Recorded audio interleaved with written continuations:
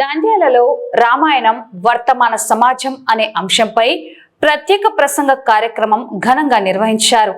Tirumala Tirupati Devasthanam, Telugu association of Malaysia సంయుక్త ఆధ్వర్యంలో ఇటీవల నిర్వహించిన అంతర్జాతీయ అంతర్జాల సదస్సులో పాల్గొని ప్రశంసలు అందుకున్న నంద్యాల జిల్లాకు చెందిన సాహితీవేత్తలను నందిరైతు సమైక్య కార్యాలయంలో శనివారం ఘనంగా సత్కరించారు.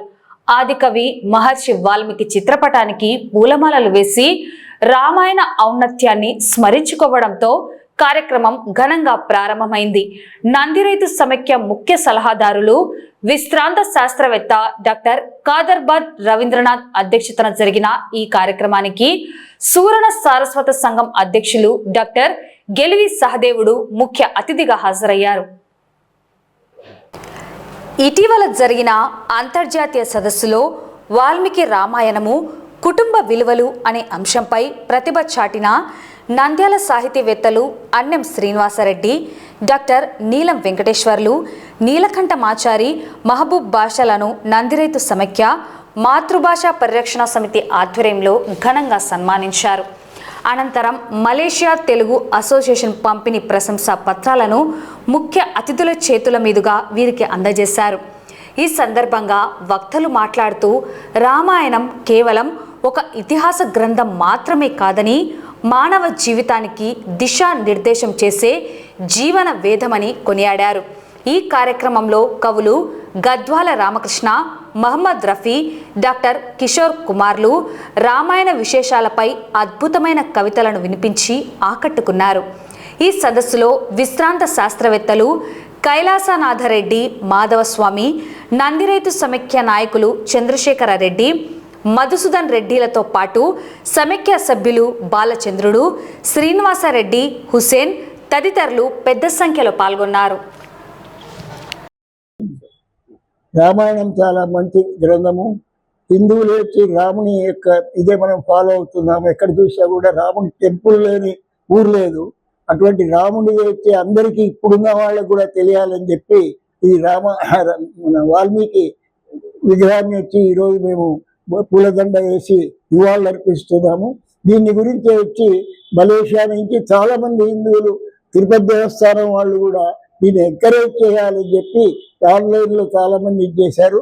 దాంట్లో మన మాతృభాష వాళ్ళు పాల్గొనమైంది. ఆ కవులు చాలా మందికి వచ్చి సర్టిఫికెట్లు వచ్చినాయి. వీళ్ళందరూ హిందూ స్కూళ్ళలో వచ్చి రామాయణాన్ని గురించి బాగా చెప్తారు. రాముడు వచ్చి మనకు ఎప్పుడు రాముని భక్తి మనకు అవసరము. దాని గురించే చాలా మంది చెప్పారు.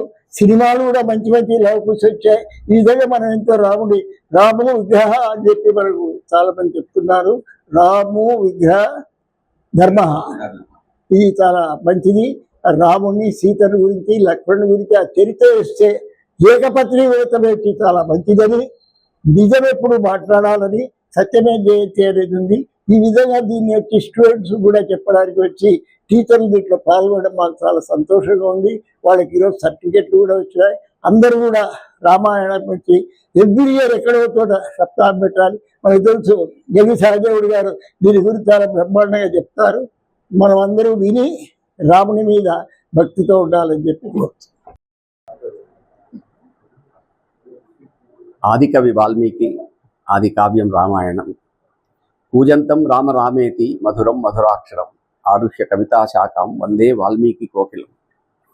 ఒక చెట్టు మీద కోకిల రామ రామ అని పిలుస్తూ ఉంది అని రామాయణ కావ్యానికి ఒక మెరుగైన వ్యాఖ్యానం ఇచ్చారు పెద్దలు.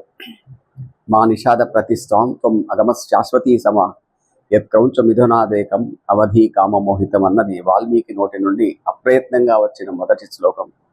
ఒక వేటగాడు చెట్టు మీద ఉన్న రెండు క్రౌంచ పక్షులు జంటలో ఒక మగ పక్షిని తన బాలంతో కూల్చివేస్తే గిలగిలా కొట్టుకుంటున్న ఆ క్రౌంచ పక్షి యొక్క విషాద దృశ్యాన్ని చూసి అప్రయత్నంగా వచ్చిన మొట్టమొదటి శ్లోకం ఇది వాల్మీకి నోటి నుంచి. ఆ తర్వాత వాల్మీకి రామాయణం రాయటం జరిగింది. బ్రహ్మను గురించి తపస్సు చేసిన సందర్భంలో కోన్బస్విన్ సాంప్రతంలోకే గుణవాన్ కశ్చ వీర్యవాన్ దృఢవత అంటూ 16 గుణాలున్న ఒక వ్యక్తి ఈ లోకంలో ఇప్పుడున్నాడా అని బ్రహ్మను అడిగితే అతని గురించిన రామాయణానికి సంబంధించి శ్రీరాముని గురించి చెప్పడం జరిగింది. ఆ తర్వాత 24,000 శ్లోకాలతో రామాయణాన్ని వాల్మీకి మహర్షి రాసి మనకు అందించినాడు. అందులో అనేక కుటుంబ విలువలకు సంబంధించిన విషయాలను మనం తర్వాత చర్చించుకుందాం. ఈ సందర్భంగా వాల్మీకి మహర్షి రాసిన రామాయణానికి సంబంధించి మన నంద్యాల మిత్రులు ఆ కార్యక్రమంలో పాల్గొని వారి చేత చక్కని ప్రశంసా పత్రాలు అందుకున్నందుకు వారిని అభినందిస్తూ ఈ కార్యక్రమం కొనసాగించి మళ్ళీ మనం అందరం రామాయణాన్ని గురించి పునశ్చరణ చేసుకుందాం. నా పేరు చంద్రశేఖర్ రెడ్డి, నంది రైతు సమాఖ్య ఉపాధ్యక్షుని.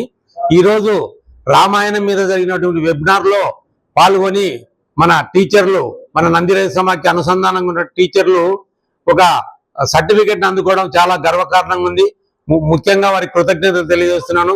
అదేవిధంగా రామాయణాన్ని వాల్మీకి గారు రచించినటువంటి రామాయణంలో ముఖ్యంగా సమాజంలో మనం ఏ విధంగా బ్రతకాలి, ఆ రోజుల్లో రాజు పరిపాలన చేసినాడంటే సుఖశాంతులతో ఉన్నారని, అది రామరాజ్యం అని, రామరాజ్యంలో వారానికి ఒక వర్షం పడేదని, రైతులు కూడా సుభిక్షంగా ఉండేవారని పెద్దలు చెప్తున్నారు. మరి రామాయణాన్ని బేస్ చేసుకొని ఇప్పుడు ఉమ్మడి కుటుంబాలు కూడా అన్నదమ్ములు అంటే రామలక్ష్మణులా ఉండాలని, ఆడవాళ్ళు కూడా సీతమ్మలా ఓర్పుతో నేర్పుతో ఉండాలని చెప్పేసి మన సమాజంలో ఒక నానుడిగా రామాయణాన్ని ఆదర్శంగా తీసుకొని మన దేశము ప్రపంచం అంతా కూడా నడుస్తుంది. అటువంటి రామాయణాన్ని రచించినటువంటి వాల్మీకి గారికి ధన్యవాదాలు తెలియజేస్తూ ఈ కార్యక్రమానికి వచ్చినటువంటి అందరికీ మంచి జరగాలని చెప్పేసి కోరుకుంటూ ఈ అవకాశం ఇచ్చిన వారికి ధన్యవాదాలు తెలియజేస్తున్నాను.